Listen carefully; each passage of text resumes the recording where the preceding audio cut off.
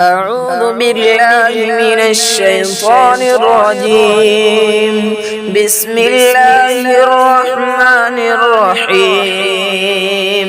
لا أقسم بهذا البلد وأنت حل بهذا البلد ووالد وما ولد لقد خلقنا الإنسان في كبد أيحسب أن لن يقدر عليه أحد يقول أهلكت مالا لبدا أيحسب أن لم يره أحد ألم نجعل له عينين ولسانا وشفتين وهديناه النجدين فلا اقتحم العقبة وما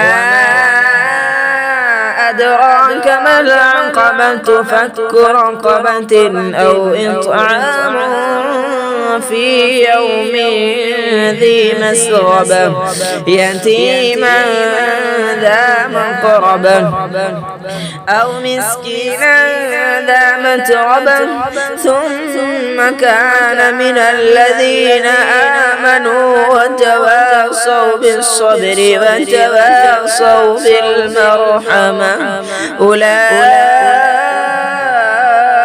أصحاب الميمنة والذين كفروا بآياتنا هم أصحاب المشأمة عليهم نار مؤصدة.